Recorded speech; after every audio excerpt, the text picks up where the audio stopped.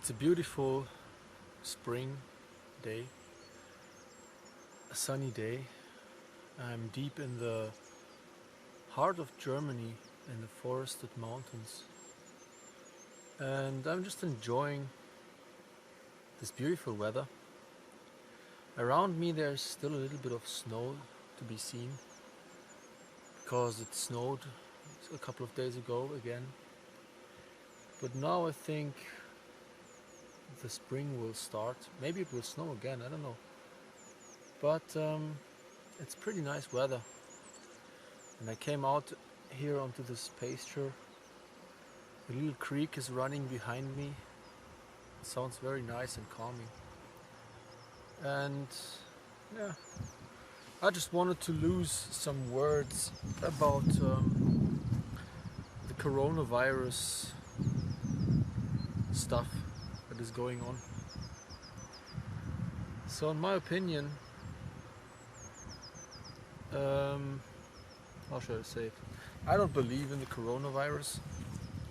In the beginning, I was inclined to believe it, that there's actually some kind of killer virus coming around, but I don't think so.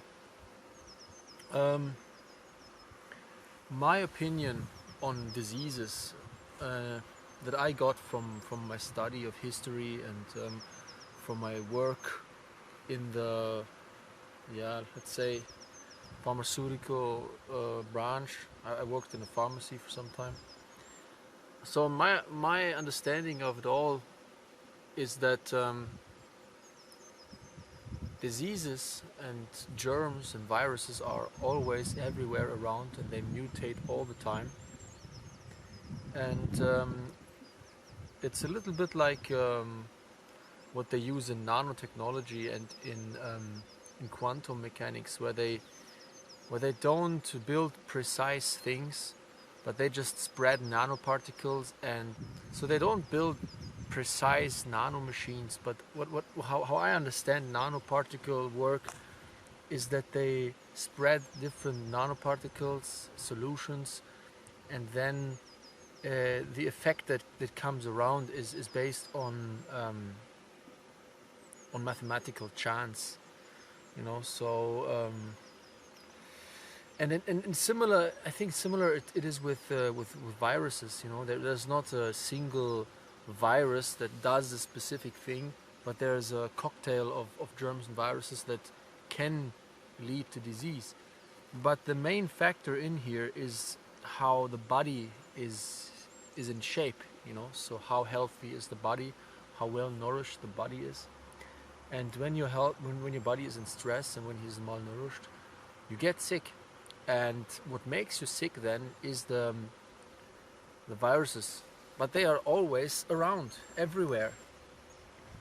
And I think infection is not necessarily the reason you get sick.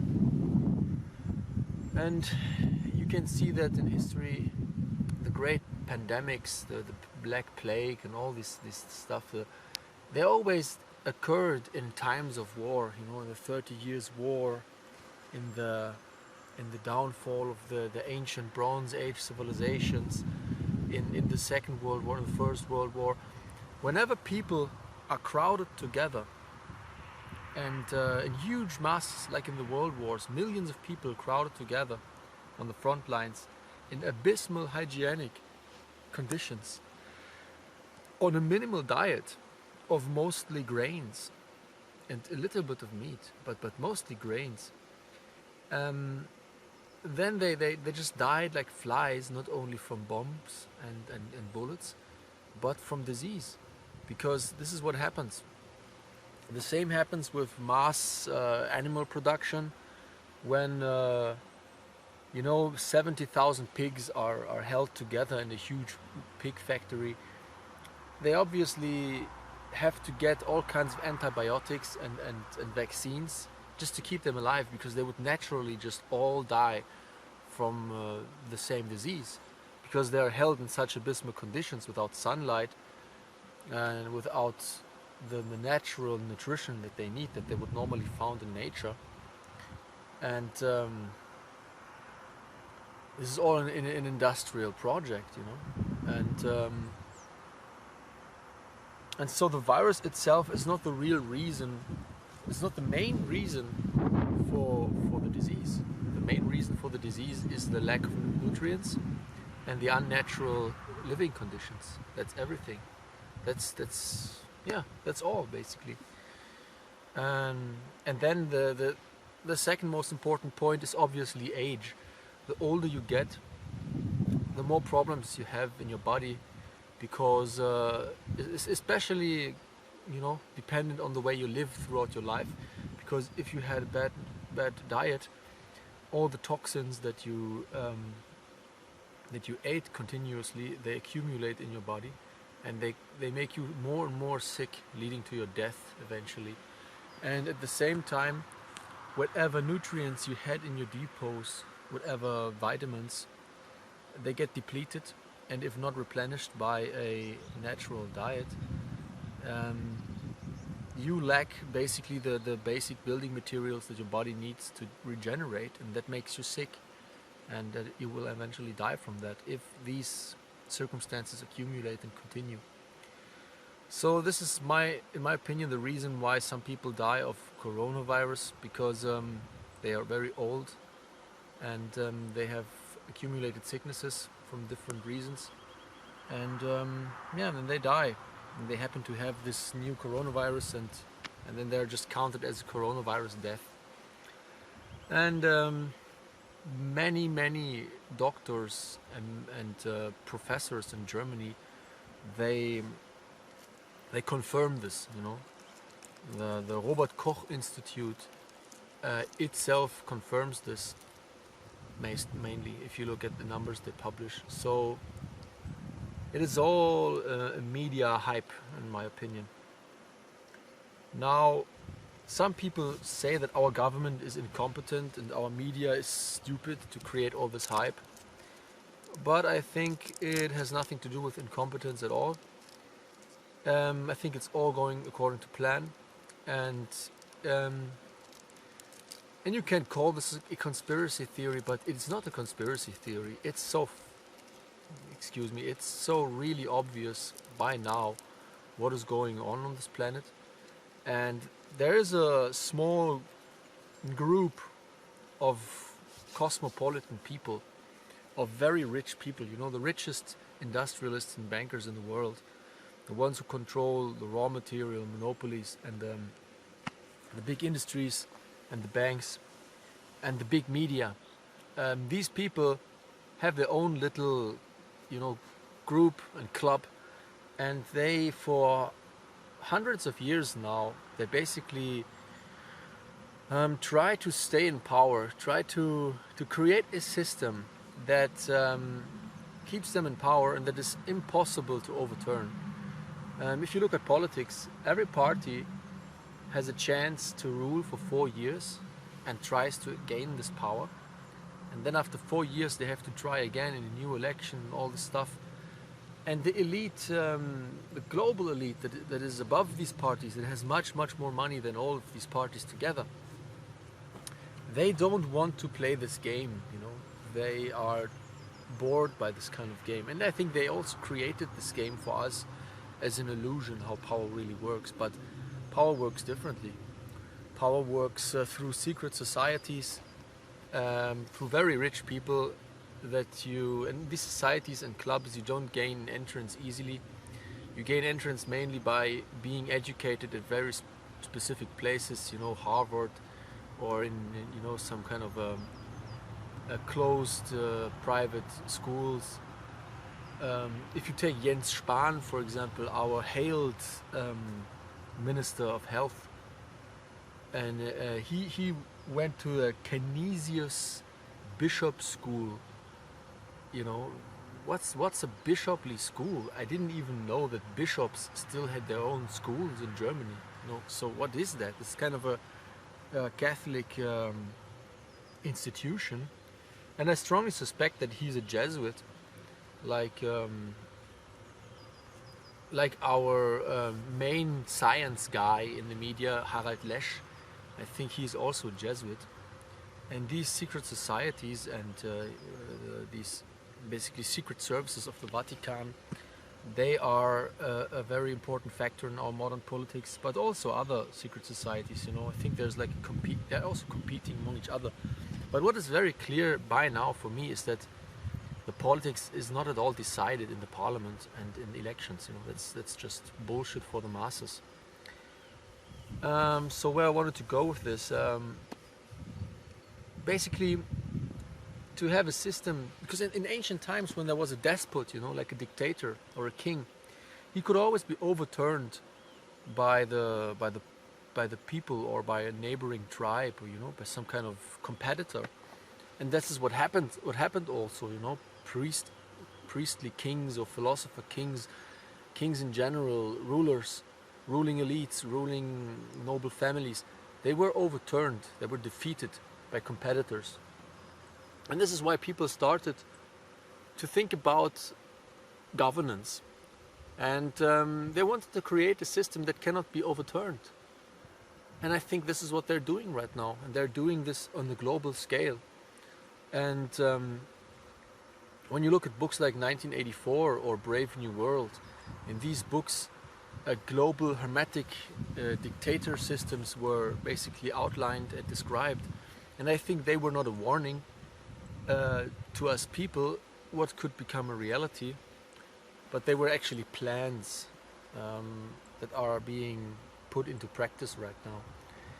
And one of the main things that I noticed in the coronavirus epidemic is the cry for mandatory vaccines.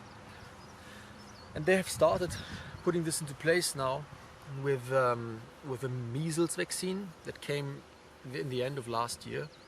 They had a new law that would make measles vaccines mandatory. When you send your kids to school, which you have to, then you need to be vaccinated against measles. And now they are trying to push mandatory vaccines for coronavirus, which they have not invented yet, but they're on it. And for me, this is not at all to keep us healthy, but this is a very devious and despotic measure to manipulate our bodies, to control our bodies. Because today the pharmaceutical industry, for example, works by making you sick with their medicines. Each medicine has various side effects. They make you more sick, then you need to buy more medicine. And in a natural circumstance, when you eat healthy food and you have access to forest, nature and wild plants where you can collect medicinal plants, you don't need the pharmaceutical industry, because medicinal plants basically grow everywhere. They even grow in the city, in the little cracks between the rocks and the paving. You have medicinal plants growing. You just have to know what the plant looks like. And the best medicine that you can take is good food, natural food. And the pharmaceutical industry knows that, but it's a huge apparatus and there are billions of dollars at stake. And they want to create a system in which you are sick by default and in which you need to buy stuff to just be alive, to just be able to work and to function. And by putting mandatory vaccines into practice, they have a guaranteed access to your body where they can put stuff in you. Because, for example, I have been sick with neurodermitis, the skin problem where you have to scratch, and I have been sick with that since childhood. And I used all these cortisol creams, lotions for my body, for my skin as a child. And the first time I came in contact with a natural healer, she just told me to stop using these substances and to eat differently and maybe to have some probiotics or something. But the most important measure that I did was stop using these creams, and it instantly got better. And since then I never use these creams again, and I've noticed that the skin problem comes and goes anyways, you know. Sometimes I have it, sometimes I didn't. I didn't have it for 10 years now. Now it came back some time ago, half a year ago it came back. But now I feel it's vanishing again, and it's leaving me again. And it's all connected to stress, you know, how you feel, how you eat.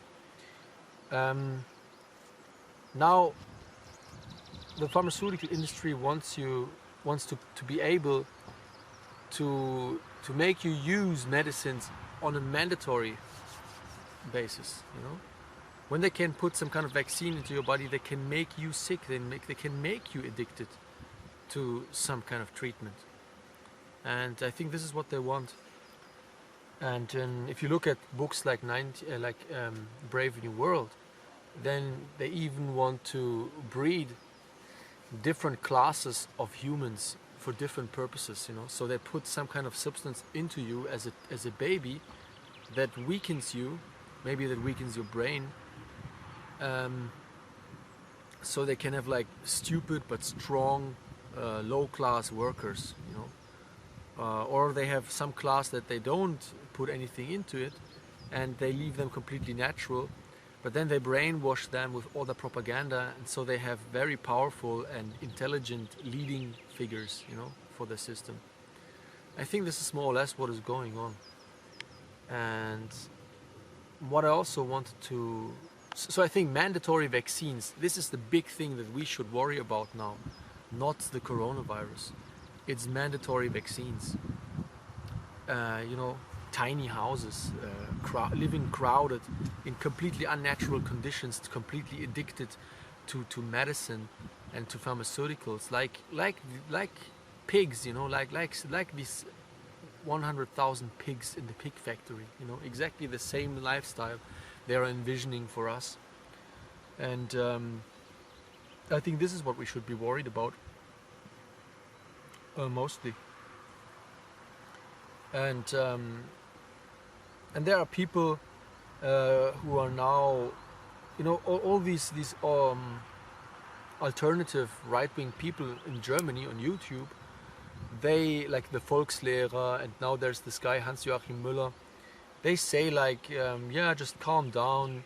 Like the Volkslehrer is saying, you know, the world is going down, the system is going down, the BRD, the German Democratic Republic, the German Federal German Republic is now going down, and you know, just lay back and enjoy the show. And the same stuff is told by this Hans-Joachim Müller, who has now a lot of followers already, and he makes daily live streams with 20,000 participants. And he says, yeah, Q is gonna save us. Trump and Putin and Xi Jinping, they have it all figured out, and they're defeating the deep state now, and the war is going on, and it's all going in our favor, and they're gonna re-erect the German Reich now, and it's all over, you know, the rule of the Vatican is being turned over now, you know, just lay back and enjoy the show. So this is another recurring meme basically in these right-wing circles, that they tell you while all of this is happening, just lay back, you know, just lay back and enjoy the show, do nothing. And then the apocalyptics people are also a little bit the same.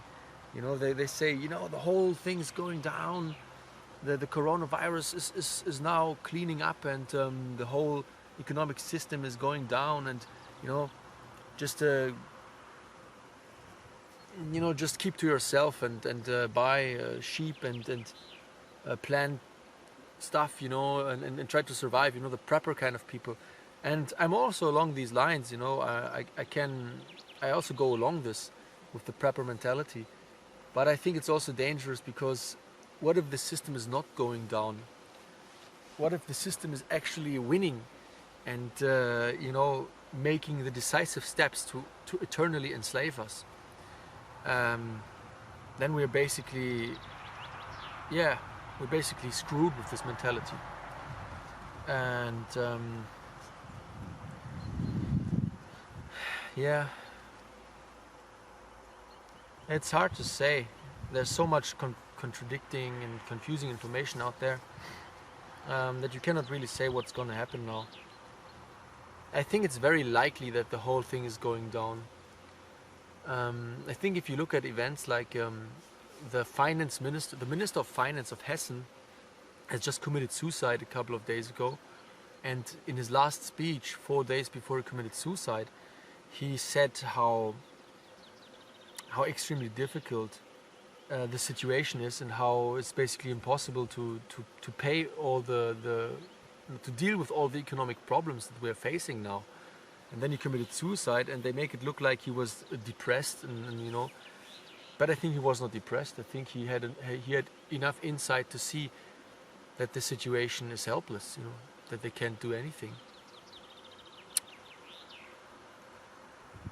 I don't know, I think it's very likely that this stuff is going down, because they cannot print money forever and expect that it will go well, you know.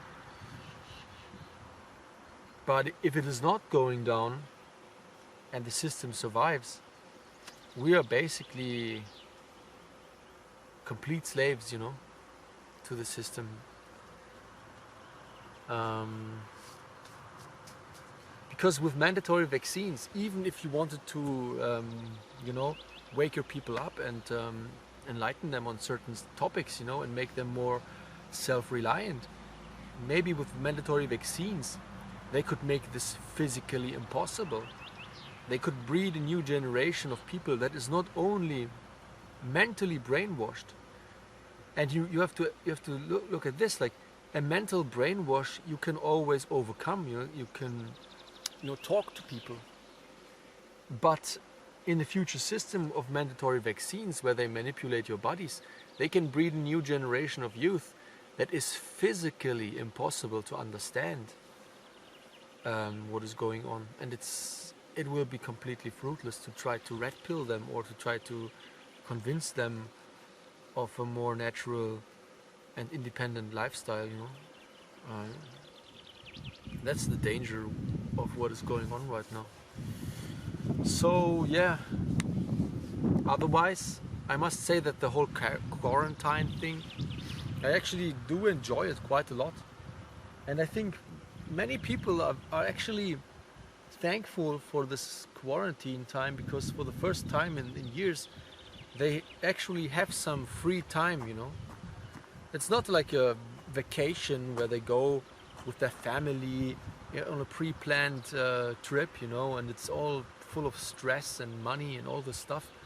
No, but they actually have free time where they don't have to do anything. They don't have to go to work, and they don't have to go on a planned vacation.